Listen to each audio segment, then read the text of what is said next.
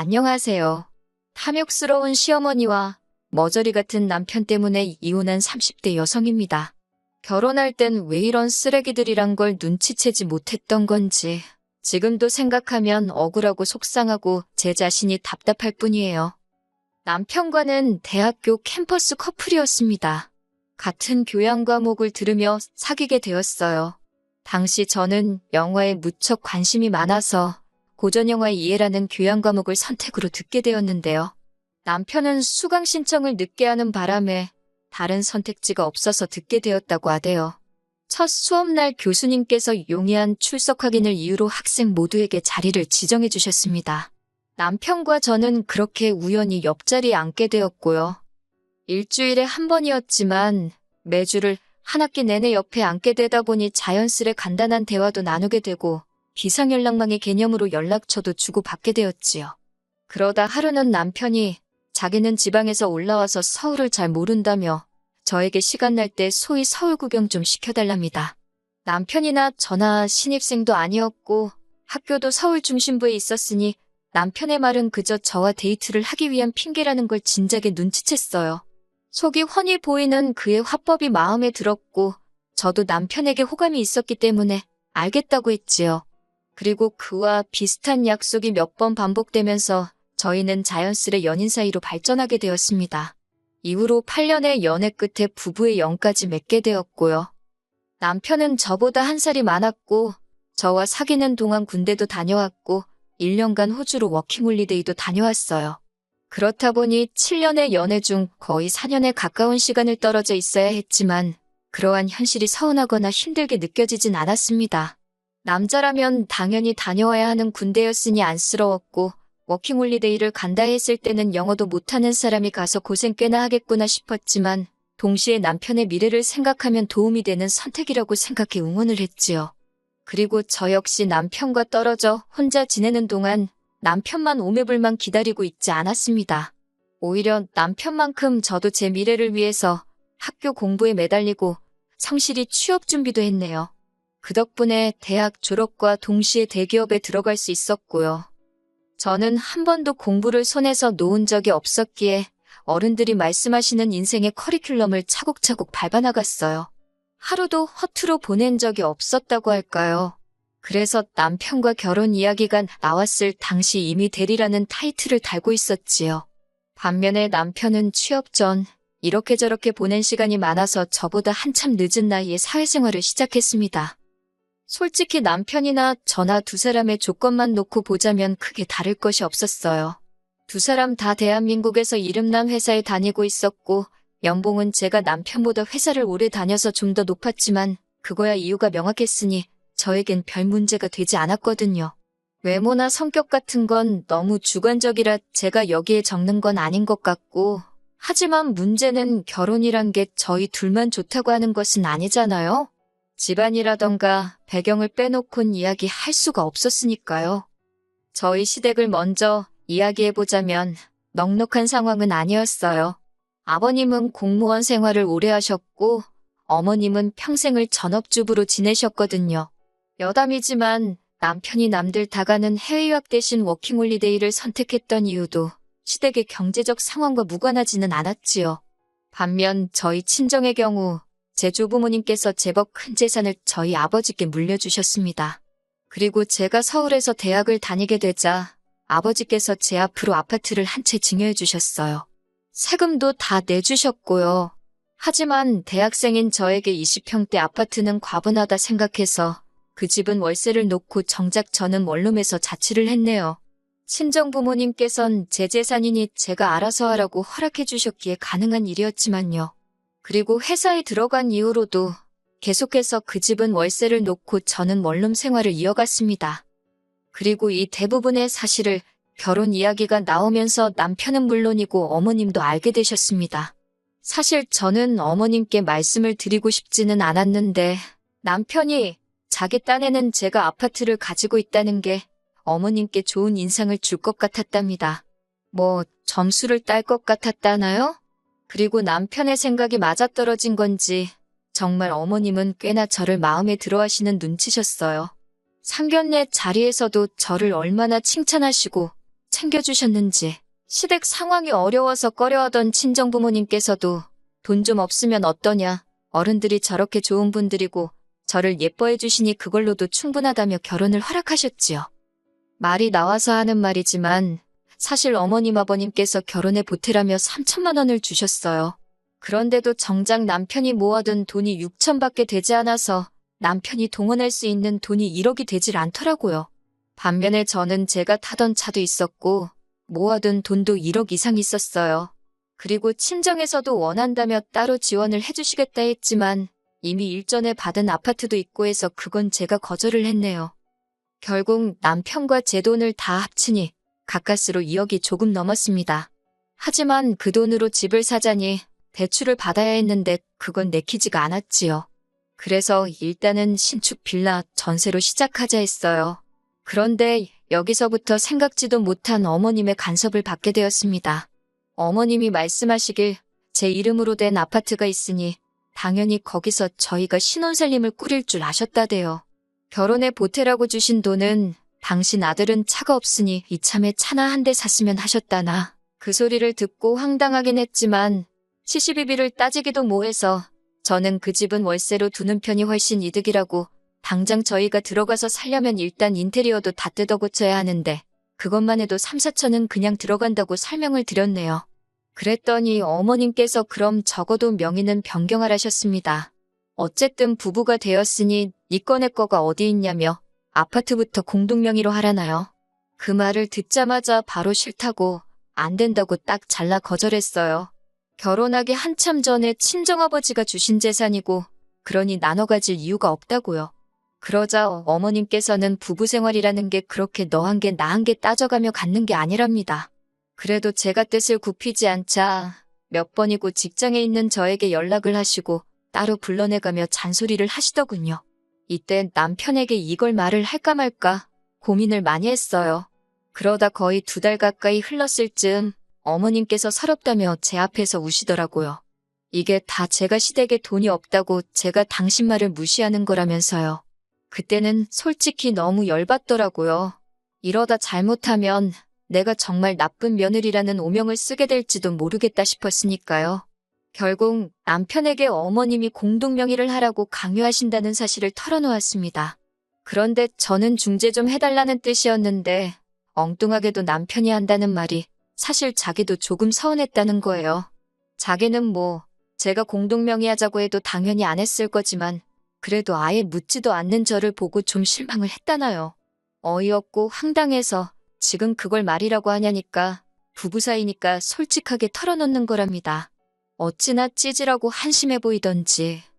하지만 이때만 하더라도 결혼한 지 3달도 되지 않았기에 이혼 같은 건 솔직히 생각해보지도 않았습니다. 그저 정신을 똑바로 차리면 큰일 나겠다. 그 정도로만 생각을 했달까요? 그래서 얼마 지나지 않아 남편더러 돈 관리는 각자 하자고 했어요. 어차피 당신이나 나나 버는 건 비슷하니까 각자 관리해도 괜찮을 것 같다고요. 생활비 명목으로만 150씩 내놓고 200은 앞으로 당신과 나의 미래를 위해 저축을 하자. 그리고 나머지는 각자 알아서 양심껏 관리하자니까 남편도 좋다대요. 하지만 공동명의 사건 이후로 어머님은 저를 따돌리기 시작하셨어요. 얼마나 유치한 방법으로 저를 없는 사람 취급하시던지요. 남편에게는 위로 결혼한 아주버님이 한 분 계셨는데 저는 어머님이 형님을 그렇게 예뻐하시는지 그때 처음 알았네요. 한 번은 어머님께서 동네 아주머니들하고 산에 다녀오시다 샀다면서 무슨 열쇠고리 같은 걸 사오셨는데 제 것만 없더라고요. 식사를 할 때도 고기 반찬을 집어다 형님 밥그릇에 얹어주시면서 당신 말 잘 듣는 며느리만 당신 며느리라고 하질 않나. 그런 일을 3-4번 당하고 나니 저도 사람인데 기분 더럽더라고요. 저를 불쌍하게 보는 아주버님과 형님의 눈빛도 짜증나고 그런 유치한 짓을 하시면서 저를 비웃듯 바라보시는 어머님도 어이가 없었거든요. 솔직히 그런 상황 속에서 남편이라도 우직하게 제 편을 들어주었다면 제 감정이 이렇게까지 격해지진 않았을 거예요. 하지만 남편에게 어머님이 나에게 하시는 행동을 봤냐며 제 고충을 토로하면 돌아오는 반응은 자기는 그런 낌새를 못 느꼈답니다.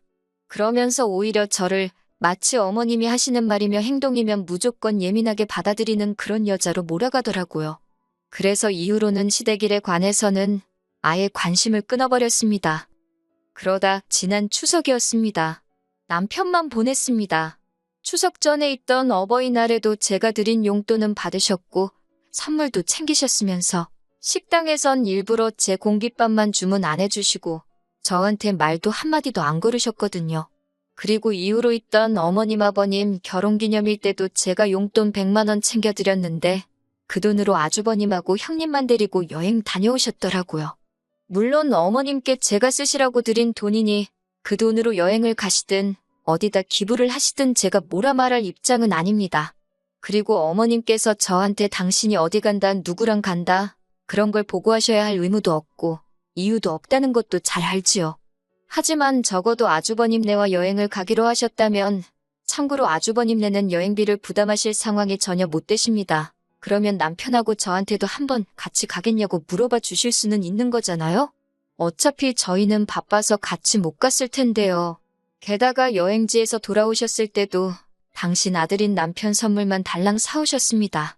저한테는 심지어 깜빡했다, 미안하단 말씀조차 없으셨고요. 그렇게 계속 무시와 괄시를 당한 마당에 제가 추석이랍시고 시댁에 가서 음식을 하고 말 그대로 식모 노릇을 하고 싶었겠어요? 그래서 남편한테 혼자 가라 했습니다. 그랬더니 남편이 한다는 소리가 그러면 돈이라도 얼마 챙겨드려야 하는 거 아니냐입니다. 그래서 당신이 드리면 되지 왜 나한테 찾냐고 단칼에 거절했어요.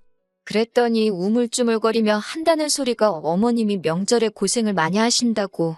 저도 너무 화가 나서 그 고생 내가 시켰냐고 소리를 질렀습니다. 그랬더니 남편도 꿀먹은 모마냥 더 말은 못하고 현관을 나서더라고요.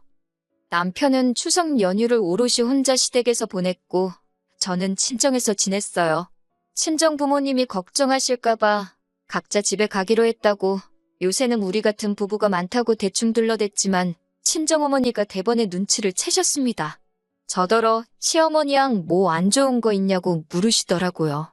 정말 친정어머니가 그거 딱 하나 물어보셨는데 순간 눈물이 쏟아질 것 같았지만 결국은 아무 말도 하지 않았습니다. 저희 친정부모님 성격에 제가 그런 처지에 있다는 걸 아시면 분명히 가만히 계시지 않을 테고, 하지만 그때만 하더라도 연애 8년, 결혼 1년 합의 9년이란 시간이 너무 아까웠어요. 그래서 어리석게도 버텨내겠다고 생각했지요. 추석의 마지막 날 시댁에서 돌아온 남편이 한다는 말이 어머님 아버님이 제가 안 와서 너무 서운해하셨답니다. 그 말이 전혀 믿음이 가진 않았고 저도 가슴에 맺힌 게 있던 탓에 내가 안 와서가 아니라 내가 돈 봉투를 안 보내서 그렇겠지라고 쏘아붙여버렸네요. 그랬더니 남편이 한숨을 푹 쉬면서 한다는 소리가 저더러 너도 그 돈 안 들여서 마음이 불편하지 않냐입니다. 찝찝하지 않냐고 그래요. 그러면서 지금이라도 계좌이체 해드리라는데 어이가 없어서 내가 못하러 그런 짓을 하냐 받아쳤습니다. 그리고 남편더러 돈 벌어서 뭐하냐고 어머님 아버님이나 챙겨드리지 그러냐니까 자기는 평소에도 잘 챙겨드린답니다. 그래서 당신 낳아서 키워주신 부모님한테 당신이 잘한다는데 내가 무슨 말을 하겠냐고 휴잔았네. 그러며 한껏 빈정댔네요. 이후로 연말에 크리스마스에 신정에 지난 설까지 정말 단돈 10,000원도 시댁에 안 보냈습니다. 전화도 안 했어요. 그랬더니 설 연휴가 끝나고 바로 어머님께 웬일로 연락이 다 왔더라고요. 죄 지은 것도 아닌데 내가 왜 피하나 싶어서 전화를 받았습니다. 어머님께서 이따 당신이 올라오신다며 만나자 하시길래 알았다 했어요. 다행히 남편이나 저나 설 연휴 이튿날까지 쉬었기에 바로 그날 늦은 오후 어머님을 만날 수 있었네요. 카페에 앉기가 무섭게 어머님께서 저더러 지금 뭐하는 짓거리냐고 따지시더라고요. 그래서 무슨 말씀을 하시는 거냐. 어머님이 먼저 저 없는 사람 취급하고 그러지 않았냐. 그리고는 뒤이어 그동안 제 가슴에 맺혔던 말을 다 토해냈습니다. 그랬더니 어머님께서 하신다는 말씀이 너도 나를 무시하지 않았냐. 그래서 나도 너를 무시한 거다. 사람이 무시를 당하면 얼마나 기분이 나쁜 건지 제가 직접 느껴봐야 정신을 차릴 것 같았다는 말도 안 되는 논리를 펼치시더라고요. 제가 어머님께 전 단 한 번도 어머님을 무시한 적이 없다. 무시할 것 같았으면 애시당초 어머님 아들하고 결혼하지 않았다고 했어요. 그랬더니 어머님 얼굴이 벌개지면서 저더러 이제서야 속내를 드러낸다면서 그런 말을 한다는 것 자체가 제가 어머님하고 남편을 무시하는 거라나요? 도저히 대화가 통하지 않아서 결국 단도직입적으로 도대체 저를 왜 보자고 하신 거냐 물었습니다. 용건만 이야기하자고요. 그랬더니 이때까지 입에 풀 발라놓은 것 마냥 입 딱 다물고 있던 남편이란 작자가 저더러 한다는 말이 모든 걸 원점으로 돌리잡니다. 제가 남편한테 무슨 소리냐고 똑바로 말하라 했어요. 그랬더니 이 모든 게 제 아파트에서 시작된 거 아니냐면서 이제라도 공동명의로 돌리래요. 부부가 공동명의로 집 하나 가지고 있으면 남들이 보기에도 그림이 좋지 않냐면서요.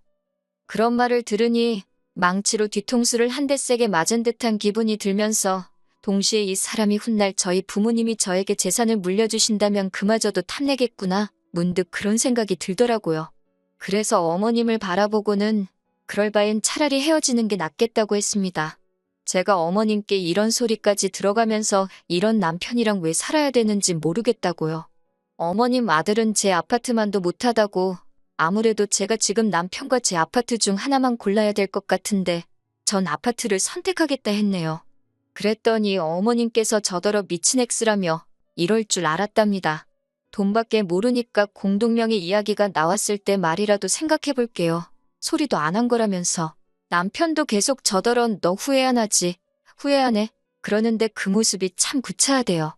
후회는 무슨 말을 꺼내기가 어려웠지.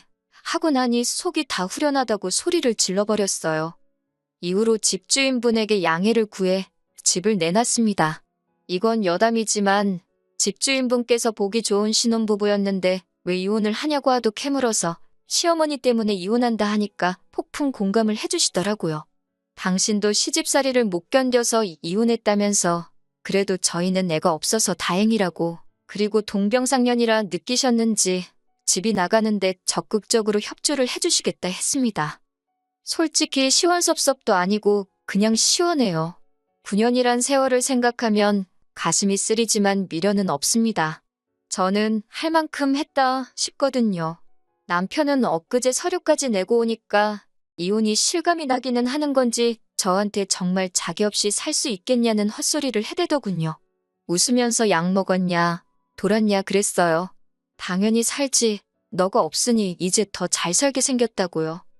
그리고 어젯밤 어머님한테 장문의 문자가 왔습니다. 기어이 끝장을 보자는 거냐면서 멀쩡한 당신 아들 이혼남 만들어 놓았다며. 아니, 저도 이혼녀돼서 열받아 죽겠는데 말이에요. 읽다가 짜증나서 어머님한테 마지막으로 제 재산 탐내는 돼지 같은 어머님 때문에 저희 이혼하는 거라고 했습니다. 하긴 남편도 쪼다등신이었고요. 그리고는 어머님 번호 차단해버렸어요. 인생에서 똥 한 번씩에 밟았다 생각해야지요. 자, 이제 씻어내겠습니다.